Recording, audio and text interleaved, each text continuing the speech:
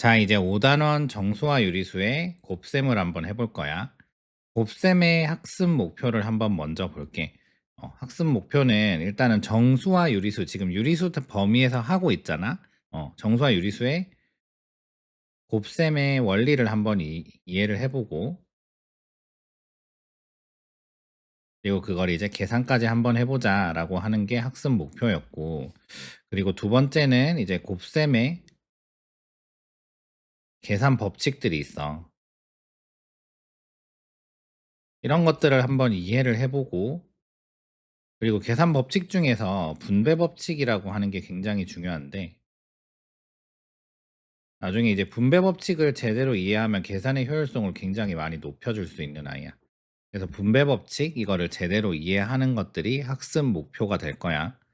음. 그럼 이제 들어가기 전에 곱셈이라고 하는 연산에 대해서 한번 생각을 해볼 건데, 초등학생 때 곱셈이란 연산에 대해서는 어떻게 생각을 했냐면은, 일단은 곱셈이라고 하는 연산은 어떤 변화였냐면은, 연산이 결국은 이제 변화라고 했지. 어떤 재료들을 규칙을 가지고 변화시키는 과정이라고 했는데, 수량을 늘려가는 변화였어. 수량을 어떻게 늘려가?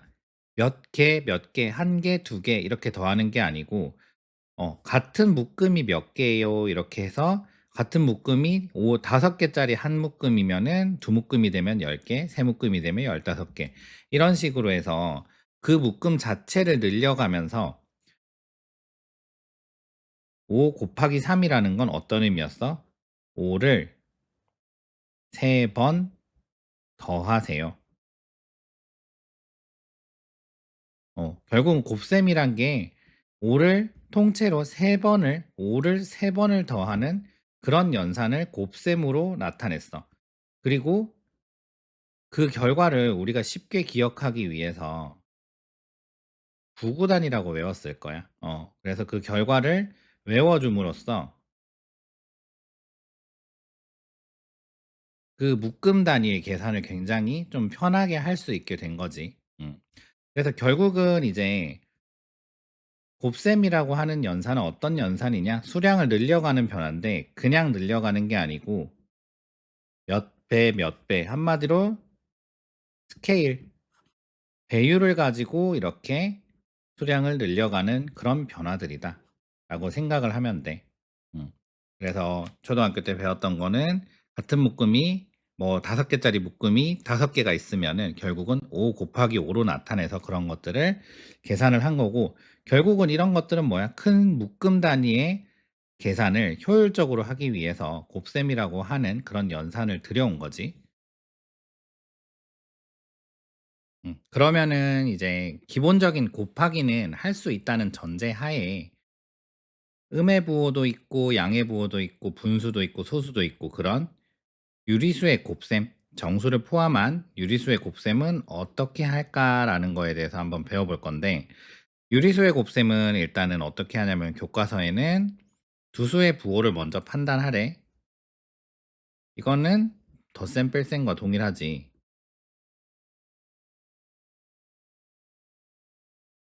같으면은 절대값을 어떻게 하라고요? 곱할 거예요. 곱을 할 거고, 결과 부호는 어떻게 붙여줄 거예요? 두 수의 부호가 같으면 절대값을 곱해서 결과 부호는 양의 부호를 붙여줄 거고요. 두 수의 부호가 다르면은 역시나 절대값을 곱할 거예요. 하지만 결과 부호는 음의 부호를 붙여줄 겁니다. 이렇게 곱셈이라고 하는 연산을 하래. 곱셈이라고 하는 연산을 하는 그런 방법에 대해서 교과서에서 제시를 해놨고, 그리고 특수한 경우 0을 곱하는 경우에 대해서 어떤 수와 0의 곱의 결과는 뭐다? 0이다 라고 해놨어. 어. 어떤 수가 있는데 지금 곱셈이라고 하는 연산은 어떤 거라고 했지? 앞에 있는 수를 몇 번, 앞에 있는 수를 몇 번 더하세요라는 의미였어. 그러면은 어떤 수 곱하기 0이라는 거는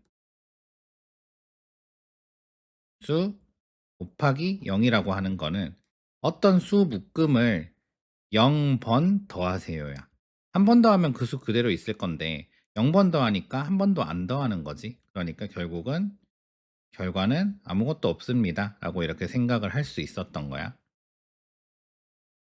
그리고 바로 이제 항등원에서 배웠던 거 한번 생각해 보면은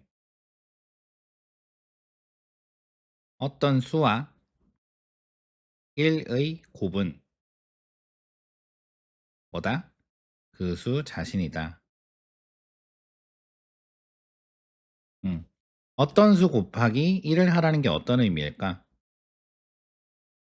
어떤 수를 한 번 더하세요. 그러니까 결과는 그 수 자신이 나옵니다. 한 번이라는 건 그대로 있다는 소리잖아. 그래서 그 수 자신이 나온다라고 했고 이 곱셈이란 연산에서 한 번 곱하기 1이라고 하는 애는 결국은 어떤 수 연산 곱셈이라는 연산 1을 했을 때 그 수 자신을 그대로 지켜주는 아이다. 그래서 뭐라고 했지? 곱셈에 대한 항등원이라고 했어. 어떤 연산에 대한 곱셈에 대한 곱셈에 대한 항등원이라고 했고 그리고 이 아이의 의미가 뭐였다? 곱셈이란 연산에 대해서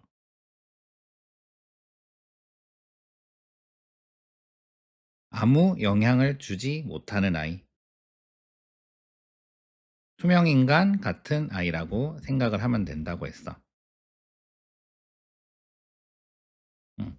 그래서 지금 이제 유리수의 곱셈은 어떻게 하는지 두 수의 부호 판단해서 같던지 다르던지 어쨌든 절대값은 곱할 건데 결과 부호가 어떻게 되는지 이게 중요했지. 두 수의 부호가 같으면은 결과 부호는 플러스고 두 수의 부호가 다르면은 결과 부호는 마이너스를 붙여주라고 했어. 그러면은 실제적인 예시를 한번 들어보면서 계산을 좀 해볼게. 자, 그럼 이 네 가지 경우를 한번 생각을 해볼게. 유리수의 곱셈에서는 제일 먼저 뭘 보라고 했지? 유리수의 곱셈이라고 하는 연산에서는 제일 먼저 두 수의 부호를 보세요. 그러면은 결국은 두 수의 부호가 다르면 어떻게 하라고요? 음의 부호를 결과로 붙일 겁니다. 음의 부호를 붙일 건데 두 수의 절대값을 어떻게 하래요? 곱하래요. 그래서 결과는 뭐가 나옵니까? 마이너스 16이 나옵니다. 라고 계산을 하라고 해놨고 그리고 두 번째 이 수를 봐. 두 수의 부호를 봤더니 같아요. 두 수의 부호가 같은 곱셈은 어떻게 하라고? 부호를 결과 부호를 플러스를 붙여주고요. 두 수의 절대값을 곱하라고 해놨어요. 그럼 약분할 수 있는 걸 약분을 했더니 결과가 어떻게 나옵니까? 플러스 4분의 1이 나옵니다. 이렇게 계산할 수 있었어. 어떻게 한다고? 두 수의 부호가 다르면 결과 부호를 마이너스를 붙여주고 뒤에 이제 괄호 열고 괄호 닫고 뒤에 계산할 겁니다 하고 내가 표시를 해줘야겠지. 절대값에 곱을 그대로 구해주면 돼. 그리고 두 수의 부호가 같으면 어떻게 해라? 양의 부호를 붙여주고 절대값을 곱해서 약분할 수 있는 거 다 약분해주고 결과를 플러스 부호를 붙여줘서 그 계산 결과를 나타내면 되겠지. 여기는 마이너스를 붙여주고 그 계산 결과를 나타내면 되겠지. 이런 식으로 계산하는 게 지금 두 유리수의 곱셈을 하는 방법이다라고 했고 지금 봐. 마이너스 2548분의 11 곱하기 0 어떤 수와 곱하기 0을 하면은 뭡니까? 항상 0이 나옵니다. 어떤 수와 0의 곱은 항상 0이 나옵니다. 그리고 5428 곱하기 1은 뭡니까? 얘가 곱셈에 대한 항등원이었죠. 어떤 아이, 항등원은 어떤 아이예요? 곱하면 그 수 자신을 그대로 지켜주는 정체성을 그대로 지켜주는 수예요. 곱셈이란 연산에 어떤 곱셈이란 변화에 대해서 하나도 변화를 주지 못하는 아이예요. 그러면은 변화를 주지 못하니까 5428이 그대로 나오겠지. 이런 식으로 개념을 활용을 하면 될 것 같아. 활용해서 계산을 하면 될 것 같아.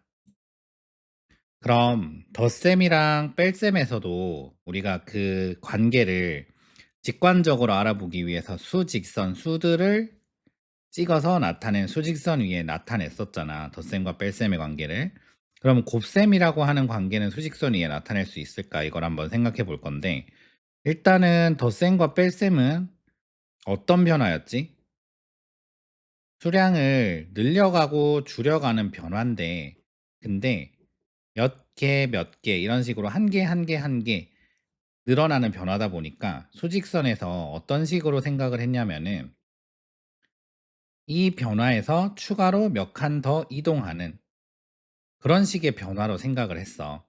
그러면은 여기서 얼마만큼 더 가세요 더하기, 얼마만큼 뒤로 가세요 빼기, 뭐 이런 식으로 이제 생각을 했는데, 곱셈이랑 나눗셈이라고 하는 변화는 똑같이 수량을 늘리고 줄이는 그런 변화들, 연산들인데, 어떤 연산이냐면 어떤 변화냐면은 몇 개, 몇 개, 몇 개 이런 식으로 단순 개수로 늘어나는 게 아니고 배율을 가지고 늘어나고 줄어들고 하는 그런 변화라고 했지. 곱셈이 뭐야? 5 곱하기 2가 뭐야? 5의 2배라고 하는 소리지. 음, 그지?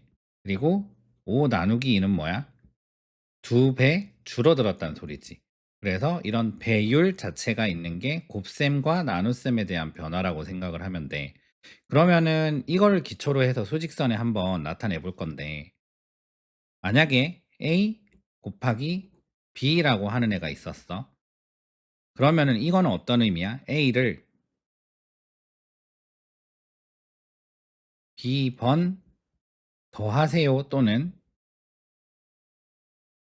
곱셈의 직접적인 의미를 생각하면은 B배 하세요라고 하는 소리지. 그지?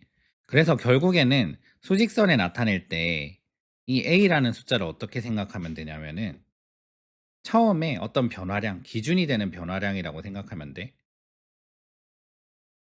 그래서 아빠는 화살표를 좀 많이 썼어. 그래서 화살표의 길이로 생각을 해볼게. 기준이 되는 화살표의 길이라고 이거를 생각을 해볼 거고, 그리고 B가 뭐였어? 몇 배 하세요. 몇 배 하세요. 결국은 B는 어떤 의미냐면은 배율이라는 의미야. 배율. 음.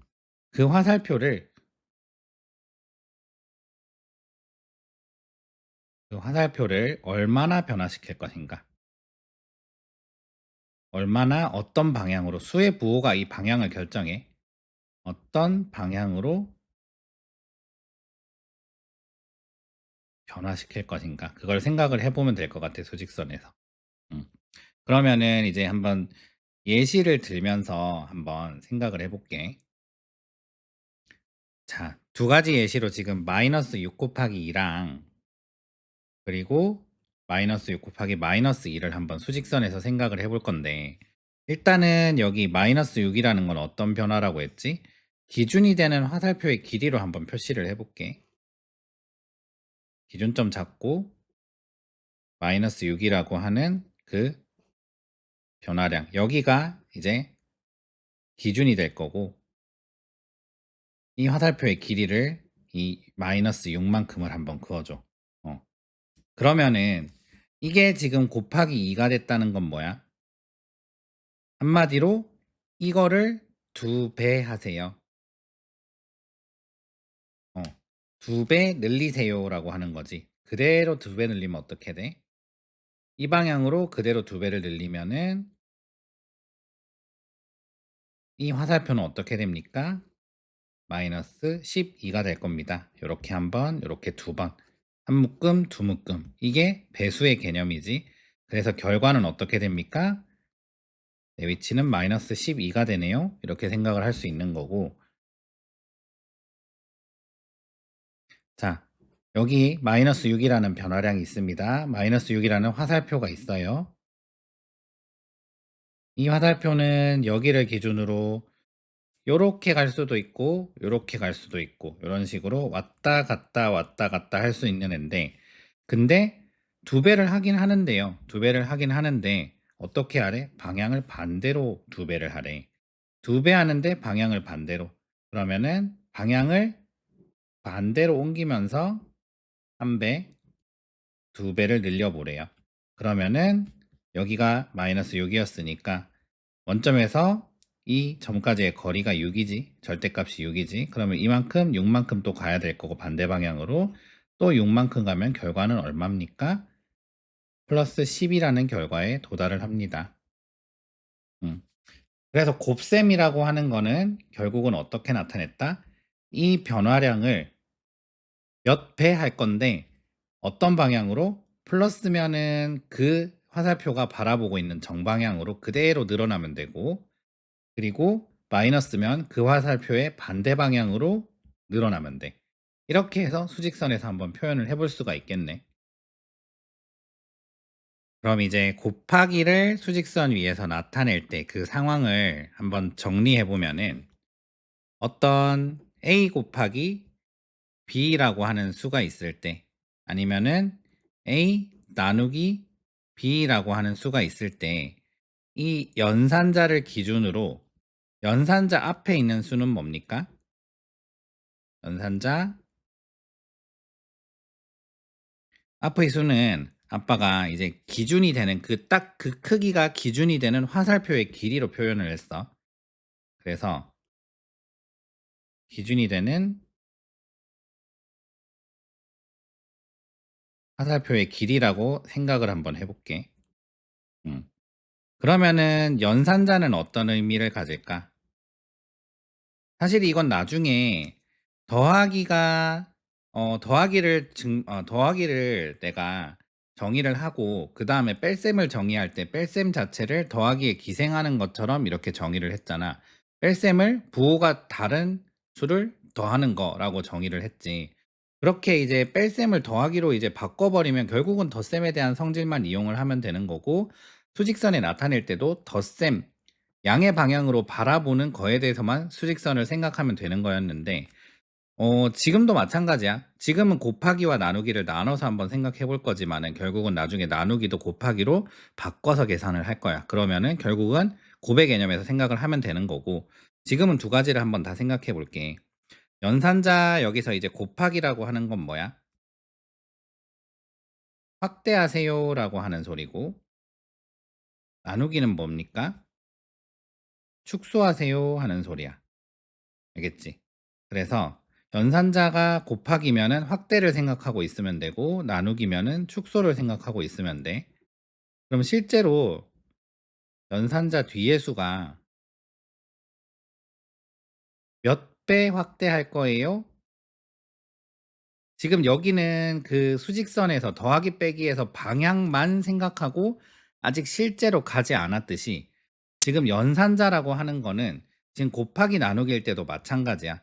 확대할 거예요, 축소할 거예요라는 정보만 제시해 줄 뿐, 몇 배라고 하는 거는 연산자 뒤에 수가 말을 해주고 있는 거야.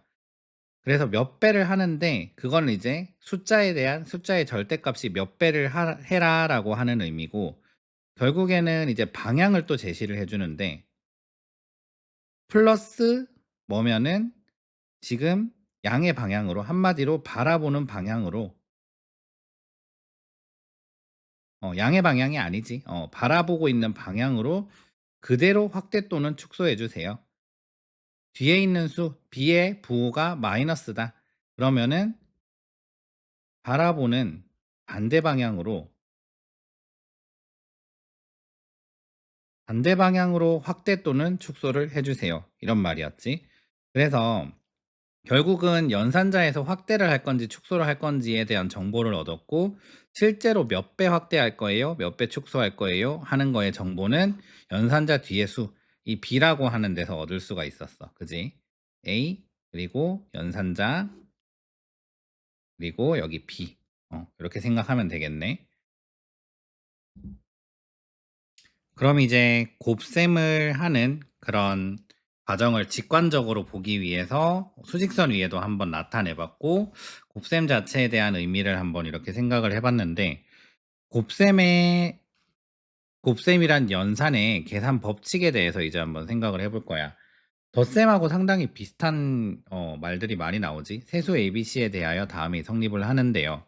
뭐랑 뭐가 성립한대요? 교환 법칙과 결합 법칙이 성립한다라고 돼 있고 교과서에는 뭐라고 돼 있냐면은 곱셈이란 연산에 대해서 a 곱하기 b를 한 결과랑 순서를 바꿔서 b 곱하기 a를 한 결과가 항상 같습니다. 그리고 결합 법칙에서는 a 곱하기 b를 먼저 계산을 하고 그 다음에 이 결과와 c를 계산한 그 결과와 a 곱하기 b 곱하기 c를 먼저 계산하고 그 다음에 a를 계산한 결과와 같습니다. 이게 무슨 말이었어? 덧셈과 똑같은 의미인데 교환 법칙이라고 하는 거는 이렇게 위치를 마음대로 바꿔서 내 마음대로 계산할 수 있습니다. 한마디로 순서를 내 마음대로 해서 계산할 수가 있습니다. 라고 하는 의미였고 그리고 결합 법칙은 이렇게 순서를 바꾼 다음에 어떻게 한다고요? 내가 계산하기 편한 거 먼저 묶어서 계산하기 편한 거 먼저 묶어서 계산할 수가 있습니다. 묶어서 먼저 계산할 수가 있습니다. 하는 게 결합 법칙의 의미였어. 그러면은 덧셈에서도 똑같이 그렇게 했듯이 곱셈이라고 하는 연산으로 이렇게 다 연결되어 있는 아이들은 어떻게 하면 돼? 내 마음대로 순서 바꾸면서 편한 대로 묶어서 먼저 계산할 수 있는 것들 먼저 계산하고 약분할 수 있는 것들 다 약분하고 이렇게 마음대로 계산해도 됩니다. 라고 하는 게 곱셈으로 연결돼 있는 식에서의 계산 법칙이야. 나눗셈이 있으면 이렇게 하면 안 돼. 나눗셈이 섞여 있으면은 앞에서부터 차례대로 연산을 해줘야 돼. 음. 그래서 나중에 결국은 어떻게 할 거냐.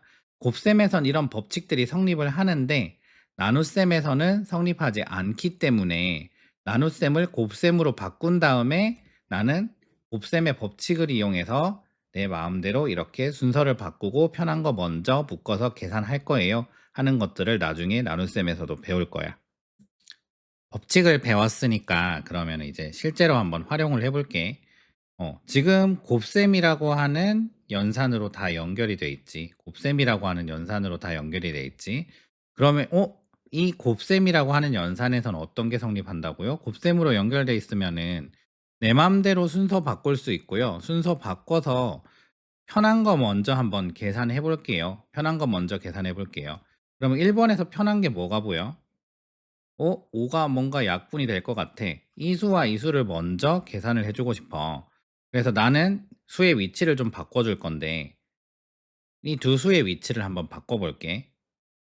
플러스 13 곱하기 마이너스 5 곱하기 마이너스 5분의 2. 이렇게 넘어갈 때 우리가 뭐 한 거야? 교환 법칙 쓴 거야. 나중에는 이걸 자연스럽게 하겠지만 지금은 한번 생각을 해볼게. 이제 수의 위치를 바꿔줬더니 먼저 계산할 수 있는 게 보여요. 곱하기 할 건데 뭘 먼저 계산할 거예요? 마이너스 5 곱하기 마이너스 5분의 1을 먼저 한번 계산해 볼게요. 이거 뭡니까? 결합 법칙입니다. 이렇게 계산을 해주니까 결국은 플러스 13 곱하기 뭐가 됩니까? 부호가 같은 두 유리수의 곱의 결과는 뭐라고요? 더하기고요. 부호가 같으니까 더하기고요. 그리고 그 뒤에 절대값의 곱을 해주세요. 이렇게 해줬더니 이게 약분이 돼버리고 결과가 이게 플러스 2가 되는 거지. 그래서 결론적으로 플러스 13 곱하기 플러스 2를 하라는 거였고요. 부호가 같으니까 뭐래요? 결과는 플러스인데 뒤에다가 두 수의 절대값의 곱을 해줄 거예요, 나는. 그래서 결과가 뭡니까? 플러스 26이라고 깔끔하게 계산이 됩니다. 음. 원래는 이제 어떤 연산의 기본은 가장 기본은 뭐냐면은 앞에서부터 순서대로 얘 계산하고 그 결과와 이거를 같이 계산하고 앞에서부터 순차적으로 계산을 하는 건데 곱셈이라고 하는 연산에서 그리고 덧셈이라고 하는 연산에서 이게 교환 법칙과 결합 법칙 결과적으로 내 맘대로 순서 바꿔서 계산하기 편한 거 먼저 계산해도 되니까 이거를 좀 활용을 해보자라고 하는 거야. 음. 다른데 막 섞여 있을 때도 그런 거 편한 것들을 먼저 계산을 하면 돼. 근데 이제 더하기랑 막 섞여 있으면 어떤 거를 먼저 계산해야 되는지 우선순위를 둬야 되는지 그런 것들을 이제 나중에 배울 수 있을 것 같아.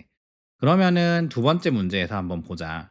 지금 곱하기로 연결이 돼 있어서 내 맘대로 순서도 바꿀 수 있고 그리고 편한 거 먼저 묶어서 계산할 수도 있을 것 같아.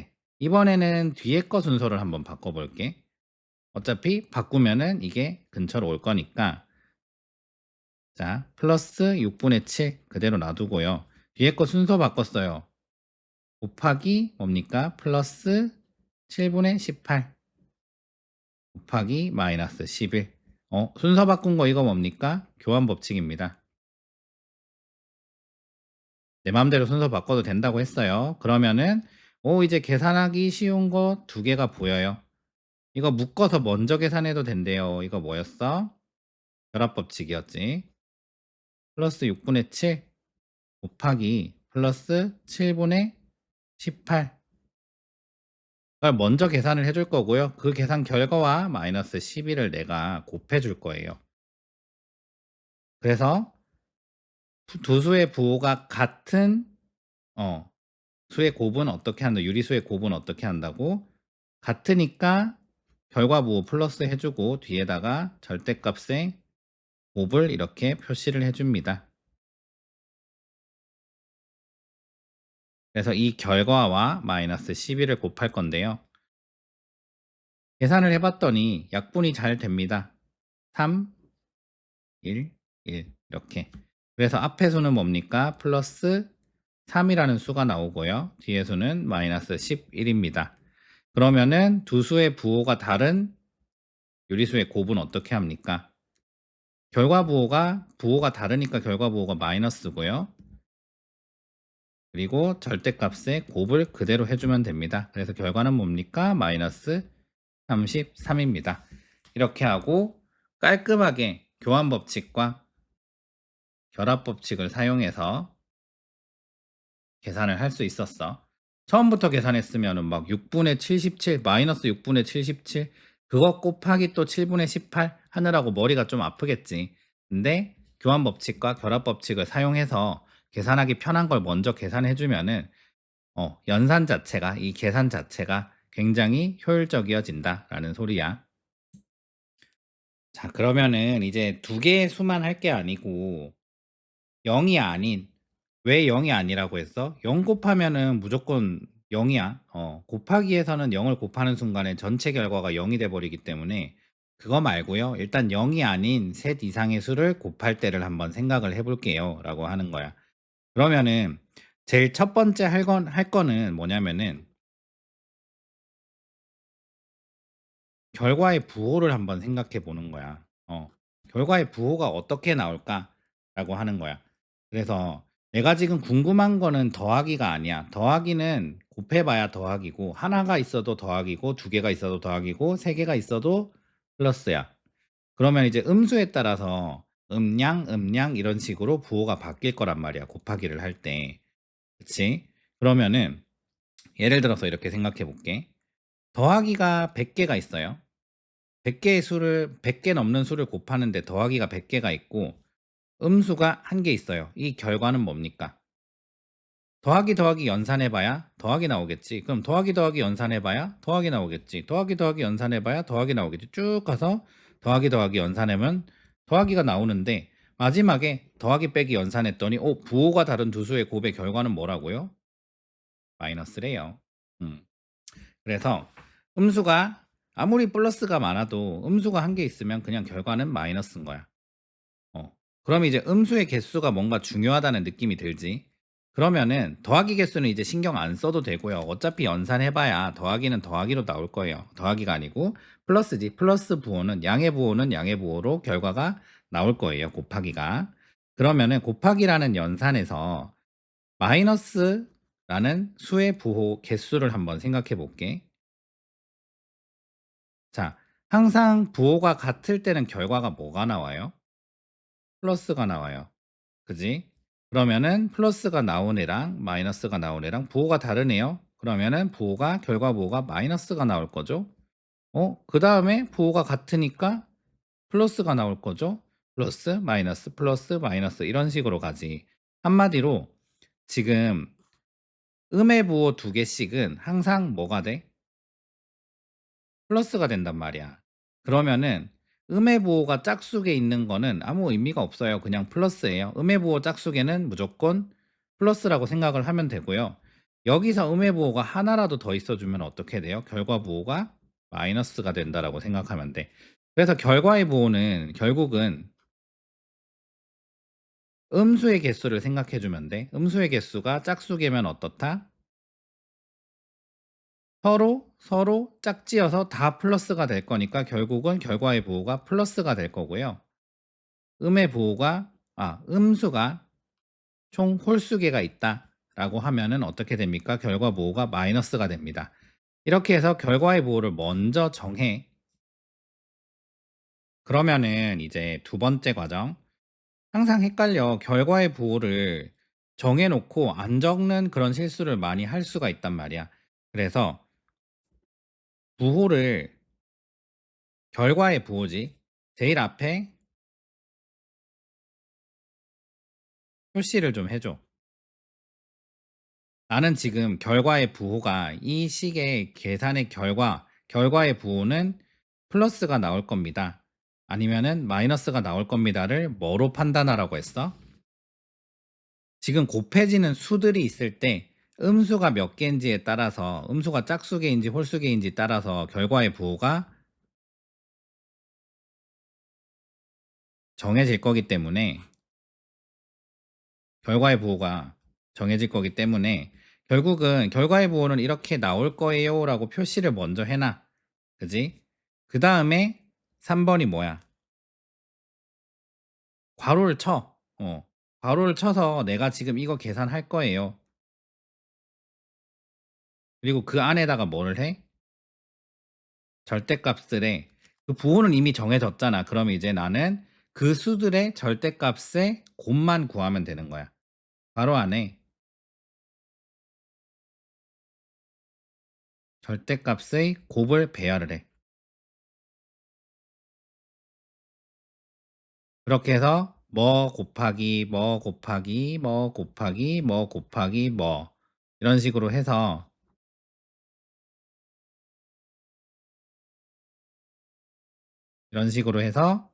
괄호를 닫아줘. 그러면 나는 결과를 이렇게 나타낼 겁니다 라고 지금 표현을 한 거야. 그 다음에 뭐 해야겠어? 계산을 편하게 하려면은 이렇게 나타낸 이유가 있을 거 아니야. 계산을 편하게 하려고 그런 거지. 그러면 4번 약분할 수 있는 거 다 약분해. 약분할 수 있는 거 다 약분하고 그리고 계산 쉬운 거 먼저 계산해.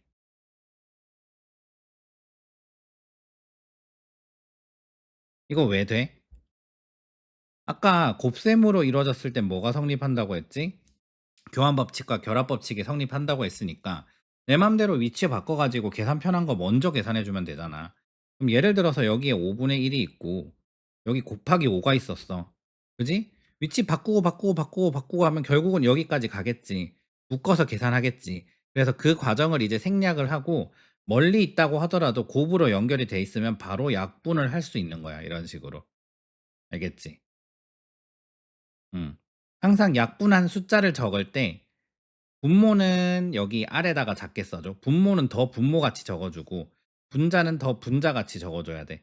안 그러면은 여기다 써놓으면 나중에 이게 분모인지 분자인지 아니면은 뭐 이게 약분을 한 수인지 뭐 그런 것들을 좀 헷갈릴 수가 있기 때문에 분자를 약분했을 때는 좀 위에다가 이렇게 분자같이 적어주고 조금 작게 원래 수보다는 좀 작게 적어주면 좋겠지.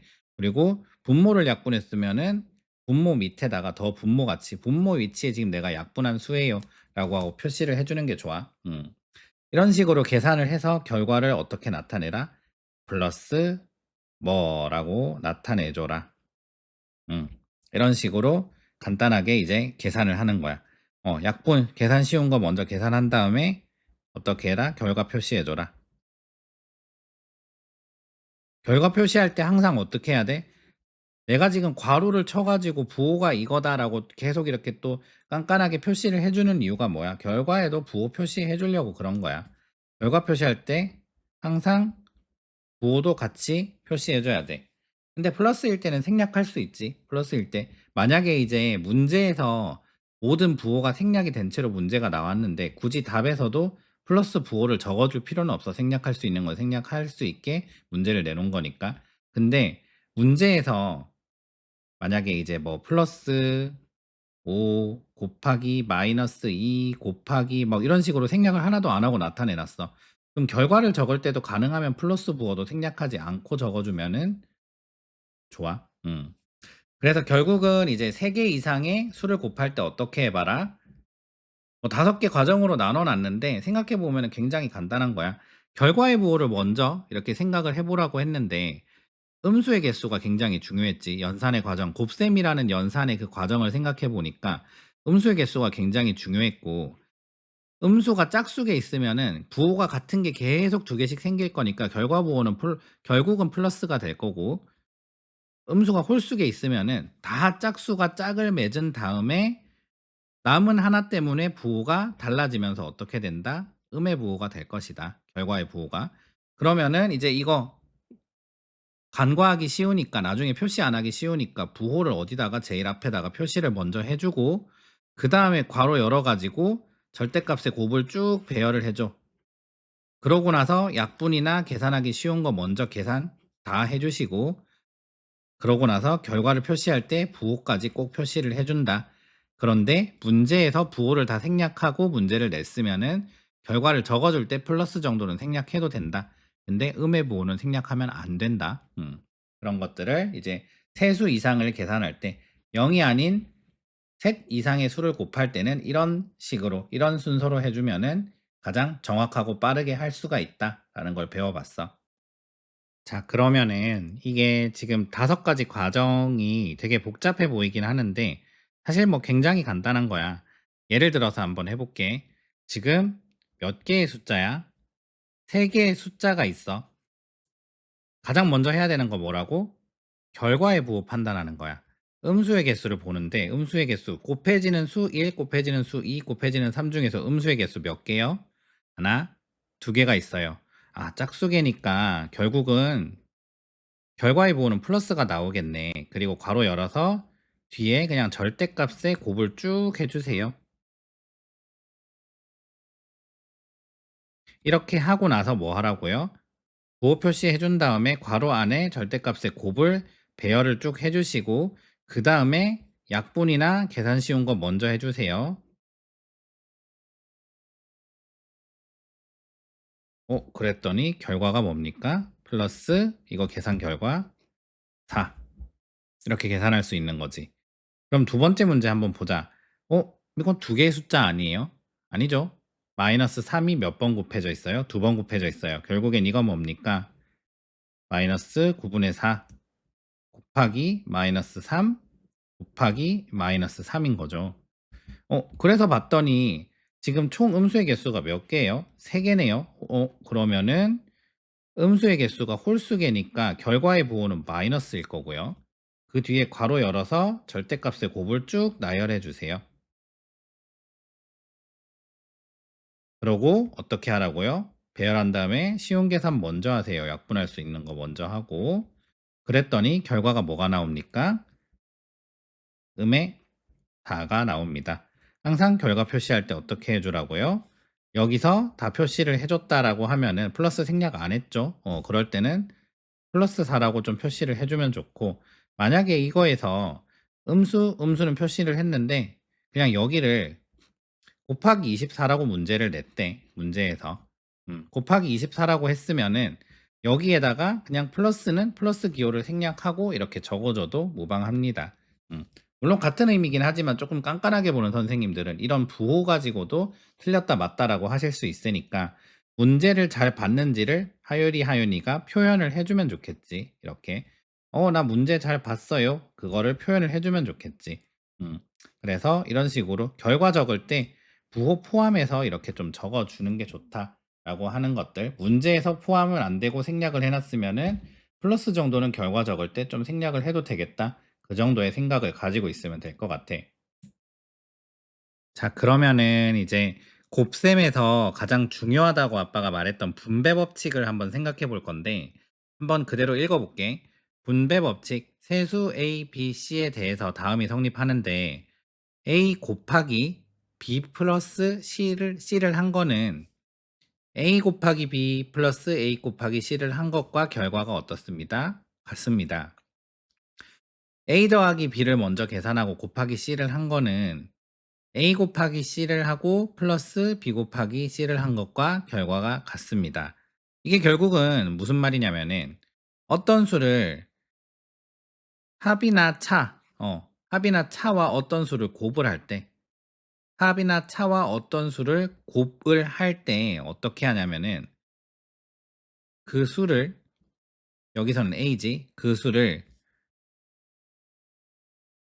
각각에 먼저 곱한 다음에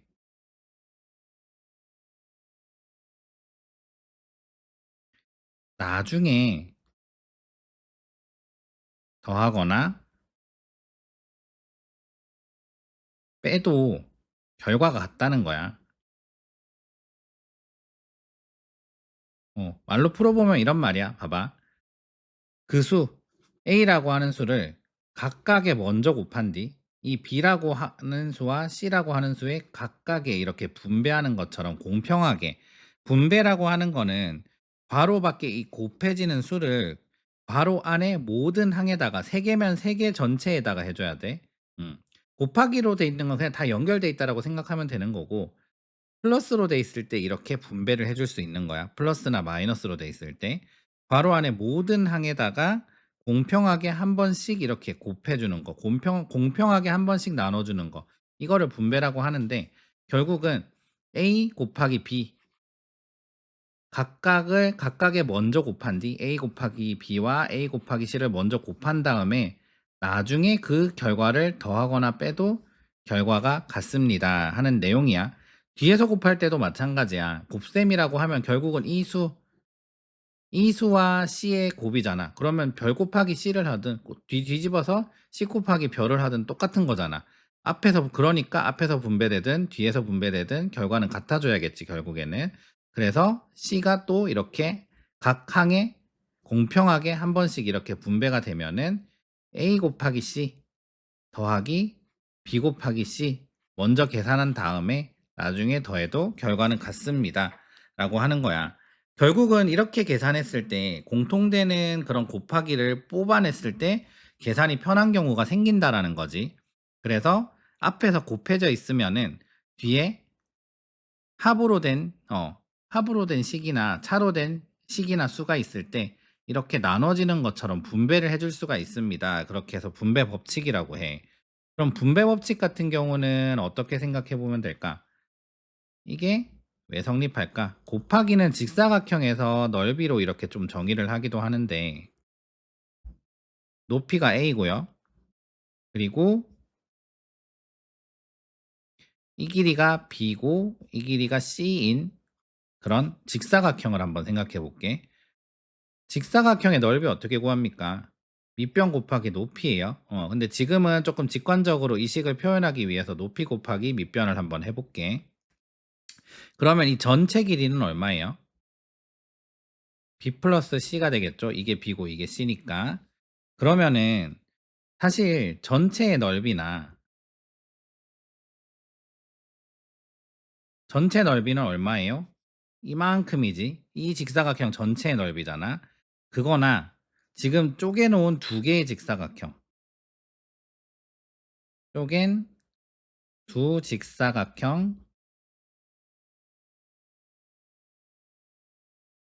넓이의 합이나 결과가 어떨 것 같아요? 당연히 같아야지. 왜? 같은 직사각형이잖아. 이 전체 넓이나 얘 더하기 얘나 같아진다라고 하는 성질을 한번 이용해 볼게. 전체 넓이는 어떻게 나타낼 수 있을까요? 높이 A 곱하기 B 플러스 C. 이 전체 길이지. B 플러스 C가 결과가 어떻게 됩니까? 지금 이 작은 사각형 넓이는 어떻게 돼요? A 곱하기 B죠. 그리고 이 사각형, 조금 큰 사각형 넓이 어떻게 돼요? 높이가 A니까 A 곱하기 C죠. 음. 각각에 먼저 곱한 뒤 나중에 더하기 해줘도 이 두 개의 합 작은 사각형 1번, 2번이라고 했을 때 1번의 넓이와 2번의 넓이의 합과 전체 넓이가 같습니다라는 성질을 이용해서 이 식을 이렇게 증명을 할 수도 있어. 그래서 이제 곱하기에서 생각해 봤을 때 a 곱하기 어떤 합이라고 하는 수, 이거는 어떻게 나타낼 수가 있다? 이렇게 공평하게 한 번씩 분배하는 것처럼 a 곱하기 b 플러스 이 중간에 부호 그대로 내려오는 거야. 플러스 a 곱하기 c 이런 식으로 분배를 해줘도 계산의 결과는 똑같더라. 그래서 이렇게 해서 계산이 편한 아이는 어떻게 해라? 분배해서 하면 된다라고 하는 라고 하는 소리고, 그러면은 이렇게 할 수 있었으면은 사실 거꾸로도 할 수 있어야겠지. 거꾸로 하는 걸 어떻게 말을 하냐면 역분배라고 해. 어. 아까는 어떻게 했어? a 곱하기 b 플러스 c가 있을 때요. 이렇게 분배해줘서 a 곱하기 b 플러스 a 곱하기 c를 한 것과 같습니다 라고 했는데, 이제는 이 식을 보고 거꾸로 이렇게 생각할 수 있어야 되는 거야. a 곱하기 b 플러스 a 곱하기 c라는 식이 있는데요. 곱하기가 지금 동일하게 있네요. 근데 나는 a 곱하기 b를 하려니까 머리가 아파요. a 곱하기 c 하려니까 머리가 아파요.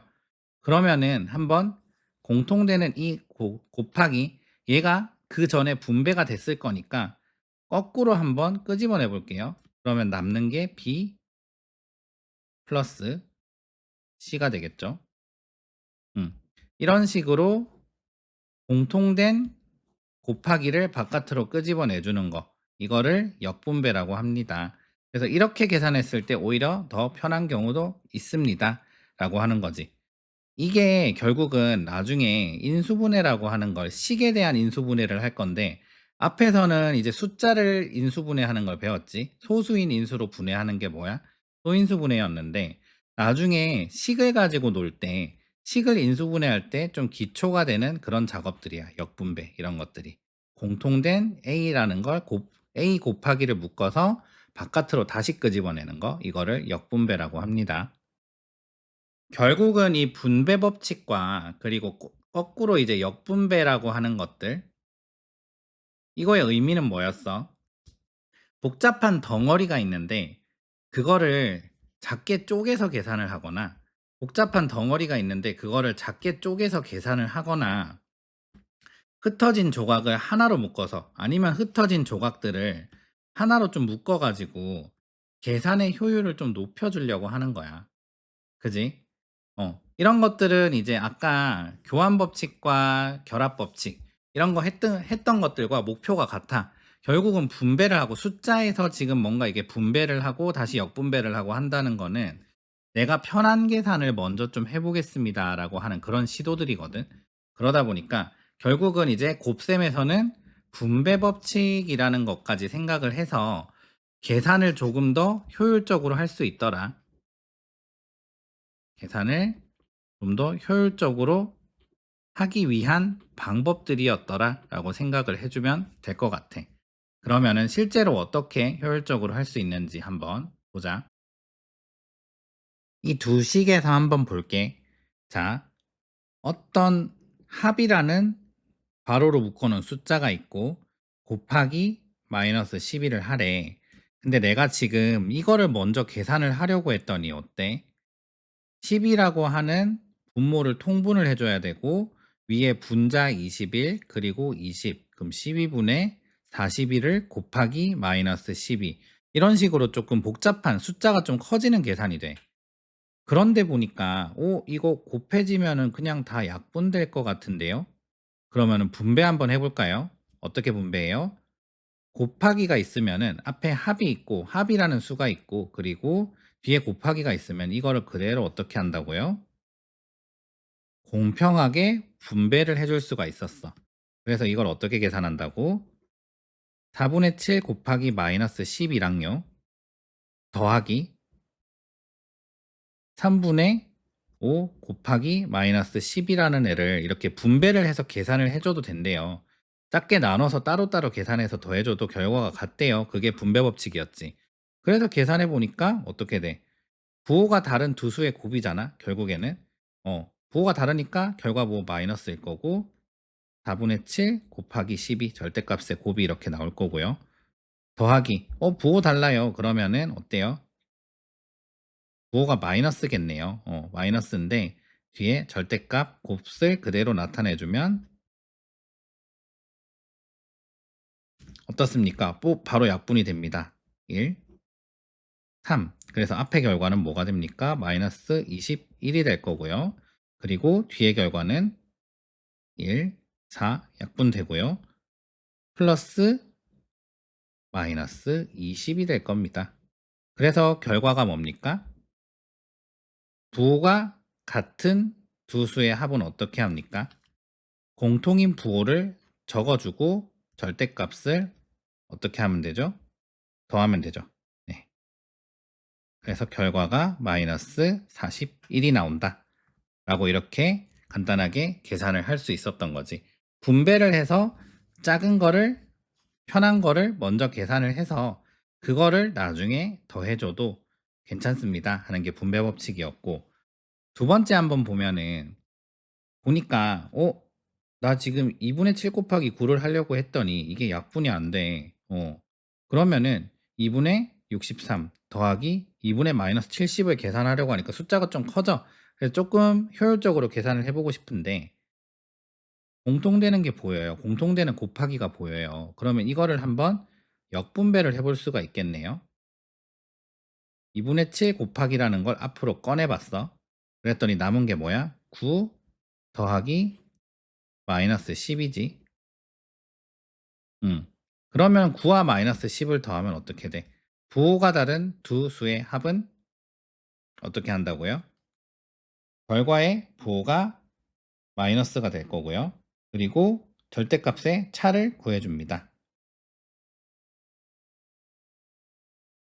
그래서 2분의 7 곱하기 마이너스 1이 되니까 부호가 다른 두 수의 곱이 돼서 결국은 부호가 마이너스가 될 거고 결과는 마이너스 2분의 7이 나옵니다. 이렇게 역분배를 통해서도 계산을 좀 간단하게 할 수 있었고, 그리고 분배를 통해서도 계산을 간단하게 할 수가 있었다. 자, 그러면은 오늘 공부했던 거 한번 정리를 해볼게. 정수와 유리수의 곱셈 단원을 했는데 학습 목표는 첫 번째는 정수와 유리수 곱셈의 원리를 한번 이해를 하고 계산을 해보자라는 학습 목표가 있었고, 두 번째는 곱셈의 계산 법칙, 분배 법칙 이런 것들. 분배 법칙도 계산 법칙 중에 하나지. 그래서 분배 법칙이 중요하기 때문에 분배 법칙을 앞에 적어봤어. 분배 법칙과 계산 법칙, 교환 법칙, 결합 법칙 이런 것들을 이해를 한번 해보자라는 게 이제 학습 목표였어. 그러면 이제 달성을 했는지 한번 보러 갈게. 첫 번째 곱셈이라고 하는 연산. 이 연산은 어떤 거냐면은 수량을 늘려가는 변화. 연산은 어떤 수를 변화시키는 변화라고 했잖아. 변화 과정이라고 했잖아. 그런데 수량을 늘려가는 변화인데 하나, 둘, 셋, 넷 이렇게 늘려가는 게 아니고 그 자체가 통째로 늘어나는 묶음으로 늘어나는 몇 배, 이 배율을 가진 그런 변화라고 했어. 그러니까 결국은 A 곱하기 B라는 게 있으면은 A를 B번 더해 이런 말이었어. 묶음 그대로 더해라는 말이었고, 그래서 유리수의 곱셈 방법을 봤더니 두 수의 부호를 먼저 판단을 해서 같든 다르든 어쨌든 절대값은 곱을 할 건데 절대값이 아니라 결과의 부호가 달라질 겁니다. 결과의 부호는 부호가 같으면 플러스일 거고요. 부호가 다르면 마이너스일 거예요. 그래서 부호를 앞에 붙여주고 뒤에 그 두 수의 절대값의 곱을 나타내주면 실수하지 않고 이렇게 계산을 할 수가 있었다. 그리고 두 번째 어떤 수 곱하기 0을 하면은 어떤 수를 하나 더 더하지 마라 이런 소리니까 결국은 0이 나오는 거고, 어떤 수 곱하기 1을 하면은 그 수 자신을 그대로 지켜줍니다. 정체성을 지켜줍니다. 그래서 이 1을 뭐라고 했다? 곱셈의 항등원이라고 했다. 지금은 이제 이게 곱셈의 항등원이란 게 중요한 게 아니고 어떤 수에서 곱하기라는 연산을 했을 때 곱하기 1을 하면은 그 수 자신이 그대로 나온다라고 하는 사실이 중요한 거야. 그래서 이거를 이제 유리수의 곱셈을 수직선에서 나타낼 때는 어떤 의미를 가졌냐면은 곱셈이라는 연산자 앞에 있는 수는 기준이 되는 화살표의 길이로 표시를 할 수가 있었고, 왜냐하면 몇 배, 몇 배, 몇 배 하는 변화니까 더하기 빼기처럼 그 현재 위치를 기준으로 더 몇 칸 가고 뒤로 몇 칸 가고 이런 변화들이 아니라 몇 배가 되는 변화기 때문에 일단은 기준이 되는 그 길이를 표시를 해 줬었고, 그러고 이제 연산자는 확대할 건지 축소할 건지, 곱하기는 확대, 나누기는 축소, 그 방향을, 그 확대 또는 축소의 방향을 제시할 뿐이었고, 아직은 확대 축소를 실제로 한 건 아니야. 그 실제 명령은 뭐가 해? 연산자 뒤에 수가 하는데, 몇 배로 확대할 거예요라고 하는 명령어인 동시에 수의 부호에 따라서 지금 바라보고 있는 방향 그대로 확대가 될 건지 아니면 바라보고 있는 방향 반대로 확대가 될 건지 그거를 알 수가 있었어. 수직선에서 그렇게 표시를 할 수가 있었고, 곱셈의 계산 법칙은 지금 세 가지 배웠지. 따로 하기는 했는데 교환 결합은 이제 덧셈에서 배웠으니까 좀 익숙할 거야. 교환 법칙은 뭐라고? 결국은 곱셈이라고 하는 연산으로 이어져 있으면 순서를 내 마음대로 바꿀 수 있습니다. 마음대로 바꿔서 뭐 하려고요? 계산하기 쉬운 거 묶어서 먼저 계산하려고요. 결합 법칙. 그리고 분배는 좀 복잡한 덩어리를 작게 쪼개서 계산할 수 있습니다. 따로따로 곱을 나중에 합해도 됩니다. 그 결과가 같습니다가 분배 법칙이었고, 역분배라고 하는 거는 흩어져 있는 그런 뭉치들을 다시 묶어 가지고 계산을 할 수도 있었습니다. 봤을 때 간단한 방법으로 여러 번 해보다 보면은 어떤 게 간단하게 계산이 되는지 감을 잡을 수가 있겠지. 그런 식으로 해서 곱셈이라고 하는 것들의 계산의 효율성을 높여주는 방법, 계산의 효율성과 그리고 계산의 자율성을 높여주는 방법이 덧셈보다 하나가 추가가 됐습니다. 분배 법칙이라고 하는 거. 그리고 셋 이상의 수의 곱셈, 세 개 이상의 수의 곱셈은 어떻게 나타내냐면은, 어떻게 계산을 하냐면은, 순서대로 하면 좋다고 했지. 첫 번째 결과의 부호를 먼저 생각을 해볼 거야. 양수의 개수보다는 음수의 개수가 부호를 결정하는 데 결정적인 역할을 했고, 음수의 개수가 짝수개면은 부호는 플러스, 그리고 음수의 개수가 홀수개면은 부호는 마이너스로 이렇게 나타낼 거야. 꼭 표시하고 잊어버리지 않고 표시하기 위해서 부호를 제일 앞에 표시를 먼저 해두고 그 뒤에 괄호를 열고 닫고 해서 그 안에다가 그 수들의 절대값의 곱들을 배열을 한번 해봐. 그 다음에 계산 쉬운 거를 먼저 계산을 하고 약분할 수 있는 거 약분을 하고 결과를 표시를 해줘. 여기서 부호를 포함해서 나타내는데, 식에서 부호를 포함을 하고 다 생략하지 않고 나타냈으면은 플러스 부호도 생략하지 않고 답을 써주는 게 좋고, 식에서 생략할 수 있는 걸 다 생략을 하고 나타냈다라고 하면 결과를 적을 때 양수일 때는 플러스 부호 정도는 생략하고 나타낼 수가 있었다라는 거를 생각을 해주면 될 것 같아. 그래서 이제 곱셈에 대해서, 유리수의 곱셈에 대해서 전반적으로 생각을 해봤는데, 곱하기도 더하기 빼기와 결국은 이제 크게 다르지 않고 어떤 수량의 변화라고 하는 연산들을 하는 거고, 그런 것들을 계산하는 데 있어서 초등학교 때 구구단이라고 하는 그 곱셈의 결과를 외웠듯이 이제 그 수의 범위가 음수와 0 이런 것들로 확장이 되면서 계산하는 방법을 따로 이렇게 좀 배워준다라고 생각을 하면 될 것 같아. 음. 오늘 이제 곱셈에 대해서 배웠고, 다음 시간에는 나눗셈에 대해서 한번 생각을 해보도록 할게.